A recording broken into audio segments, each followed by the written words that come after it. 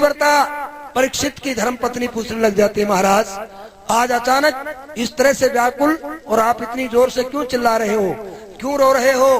Parikshit mood पकड़ करके रोने लगा, मैंने आज बहुत बुरा अन्याय कर दिया।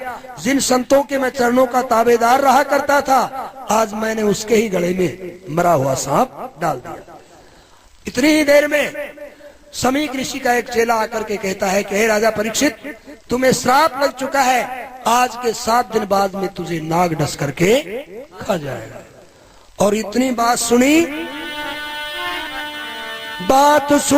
जब नार नवल दे, दुखी हो गई पीर, हियो उजल कर आ गयो तो थर थर करे सही।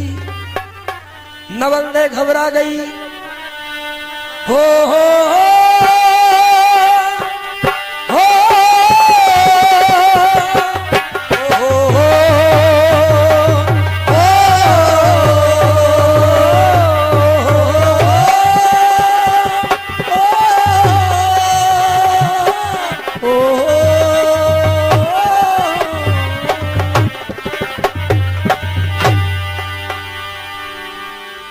घबरा करके दुखियारी पूछ रही थी उस गुरुपुत्र से कि हे विप्र, जरा ये तो बताओ श्राप किसने दिया है और क्या इससे बचने का कोई उपाय भी है? वो समीक का जो शिष्य था गौरमुख, वो कह रहा था, हे महारानी, समीक ऋषि के पुत्र श्रृंगी ऋषि ने श्राप दे दिया है और उसका श्राप कभी खाली नहीं जा सकता। लेकिन हमारे गुरु ने उपाय बताया है, वो उपाय मैं तुझे बताता हूं। क्या उपाय है?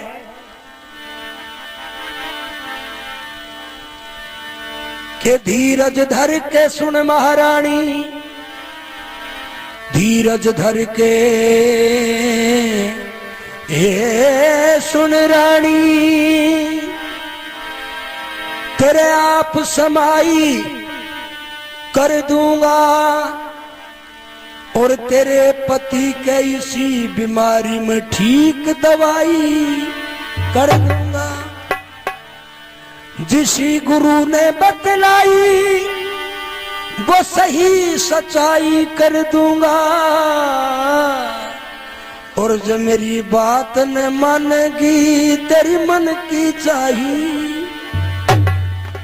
क्या होगा कि 7 रोज के बाद यहाँ एक सर्प चाल के आवेगा, चाहे तू लाख जतन कर ले रानी, वो तो तेरे पति ने खावेगा और तेरे पति ने खावेगा, यो भूप ना बचने पावेगा। पर 7 रोज के 7 दिनों तक अगर ये एक उपाय बनावेगा कि 7 रोज के 7 दिनों में ये कथा भागवत गावेगा। कौन? 7 दिनों में 7 रोज श्रीमद् भागवत करवावेगा, और सुखदेव मुनि जी कथा सुने और ये राजा ध्यान लगावेगा। तो 7 दिनों में कथा सुनेगा तो न वो कलयुग जोर जमावेगा, जो आप मृत्यु ने जीतेगा और आप परम पद। हे महारानी, अगर 7 रोज का सप्ताह भागवत कथा परीक्षित को सुनवाई जाए तो ये मृत्यु के भय से भी ऊपर चला जाएगा, इसको मोक्ष की प्राप्ति हो जाएगी और फिर इसे मृत्यु का कोई डर नहीं रहेगा। कौन सुनाएगा कथा? सुखदेव मुनि को बुलाया जाए और गंगा के कंठारे पर बैठ करके और अपने पति को भागवत कथा सुनवाओ। वही उपाय परीक्षित ने किया है। और गंगा के कंठारे पर बैठ करके और इधर महाराज सुखदेव मुनि भागवत कथा सुना रहे हैं। और किस तरह से कथा चल रही थी, कैसे कैसे राजा को मोक्ष की, उस परम पद की, निर्वाण की, कल्याण का ज्ञान होता जा रहा था। हो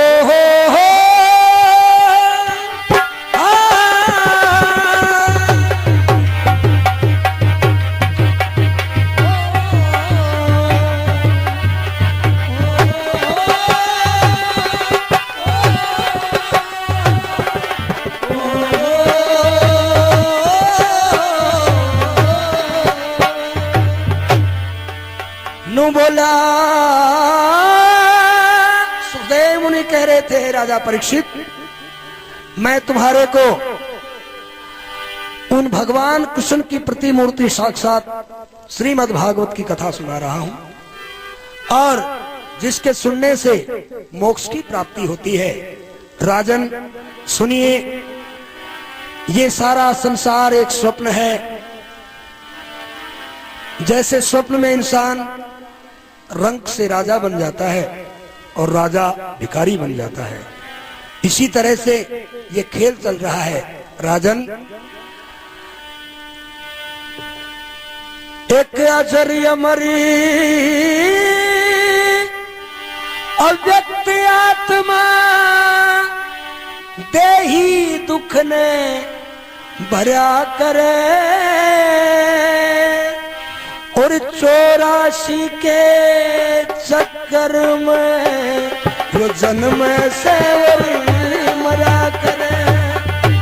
अजर अमर अव्यक्त आत्मा देही दुख ने भरा करे 84 के चक्कर में जो जन्म से मरा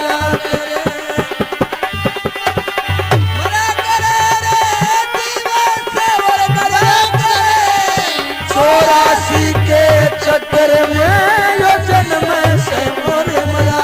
हे राजन, अगन पवन जल थल नभ सब से ये पिंड बनाकर त्यार करा, फिर स्वेदज उद्भिज अंडज जेरज ये जीवों का विस्तार करा और काम क्रोध मद लोभ मोह और मन बुद्धि अहंकार करा और धर्म अर्थ और काम मोक्ष भोगन खातर फल चार करा।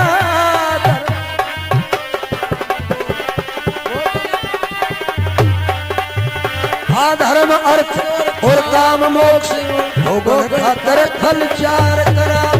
एक बैतरणी की धार करा, बैतरणी की धार करा, सहारी बसन से तरा करे 84 के चक्कर में जन्म से और मरा करे। मरा करे रे जन्म से और मरा करे 84 के चक्कर में मरा करे। हे राजन, इस शरीर का निर्माण कैसे होता है कि अष्ट कमल और 9 नाड़ी, काया में 10 द्वारे राजा, रज सतम गुण तीनों के लक्षण न्यारे न्यारे राजा। इस काया में सूरज चमके चंदा लोलख तारे राजा, और बिना गुरु के ज्ञान बिना कईनु पच पच के हारे राजा। बिना गुरु के ज्ञान पच पच के हारे राजा। तेरे जो सील सबर धारे राजा, जो सील सबर धारे राजा, जो सील सबर धारे राजा, बसून का पेटा भरा करे 84 के चक्कर में जन्म से और मरा करे। मैं से और मरा करे, जन्म से और मरा करे 84 के चक्कर में। हे राजन, आखिरी बात मैं तुम्हें बताता हूं। लर लर लर लर लार ला लर लर लर लर लार ला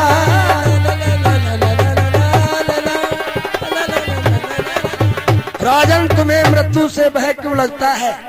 सुनो राजन, मन डट जा, तृष्णा हट जा, सुरती हर में लागे राजा, और खट चक्कर का बेधन कर तेरी जब कुंडली जागे राजा, और धर्म धुरी धारण कर ले तेरा भरम भाव भागे राजा, और रहे आत्मा अजर अमर बस देही ने त्यागे राजा, और रहे आत्मा अजर अमर देही ने त्यागे राजा। ऐ राजन, यो अग्नि में अग्नि मिल जा, अग्नि में अग्नि मिल जा, और जल में ये जल सरता है, पृथ्वी में पृथ्वी मिल जा, और नभ में नभ बसरता है, और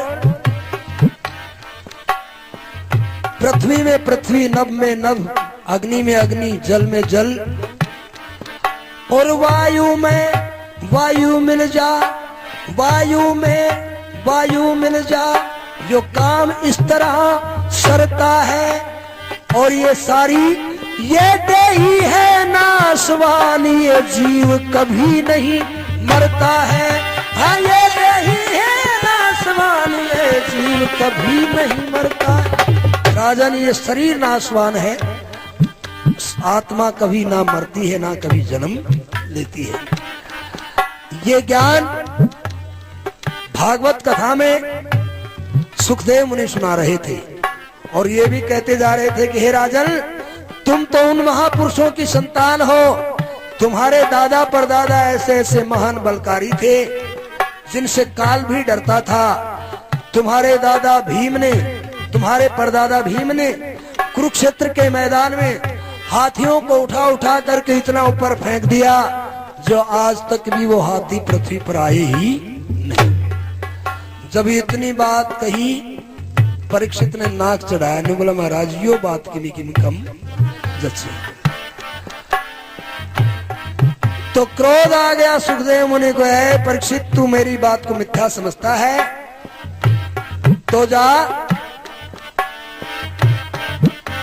मेरी बात की भूप से परीक्षित तन्ने करी मजाक बावड़े, मेरी बात की भूप परीक्षित तन्ने करी मजाक बावड़े। तो क्रोध आ गया, श्राप लगेगा, मन में धीरज राख बावड़े, और देही बजर की होगी तेरा काचा रह गया नाक बावड़े, और देही बजर की होगी काचा रह गया नाक बावड़े। परीक्षित, मैंने तेरा सारा शरीर वज्र का कर दिया है, लेकिन तेरा नाक कच्चा रह गया है, इसलिए तू अपने आप ही मृत्यु के चक्कर में आ गया। अगर तू नाक नहीं चढ़ाता तो मैं तेरे को पूरा वज्र का कर देता। लेकिन ये कहते हैं कि होनहार बलवान है, होनी होकर होय, और जो विधना के लेख लिखे वो मेट से कहना। तेरा नाक कच्चा रह गया परीक्षित, अब मेरे पास उपाय नहीं है। कह राधे श्याम जगत के कारज कर तब सरा करे, हर 84 के चक्कर में यो जन्म से और मरा करे। हाँ, 84 के चक्कर में यो जन्म से और मरा करे। सज्जनों, इस तरह से परीक्षित ने भागवत कथा सुन करके ब्रह्म के ज्ञान को, मौत के रहस्य को जान तो लिया, लेकिन जैसे अर्जुन को गीता उपदेश भगवान कृष्ण ने दिया कुरुक्षेत्र मैदान में, लेकिन उसके बाद भी बिना सत्संग के बिना बार बार अर्जुन को भ्रम हो जाया करता था। गीता ज्ञान के बाद भी अर्जुन को भ्रम हो जाया करता था। भगवान फिर इशारा करते थे, उस ज्ञान को ध्यान में करो। तो इसी तरह से परीक्षित को मौत का रहस्य मालूम हुआ, लेकिन फिर भी माया के वशीभूत और परीक्षित को भ्रम हो रहा था। तो परीक्षित ने अपने बचने के लिए उपाय करने शुरू कर दिए कि नाक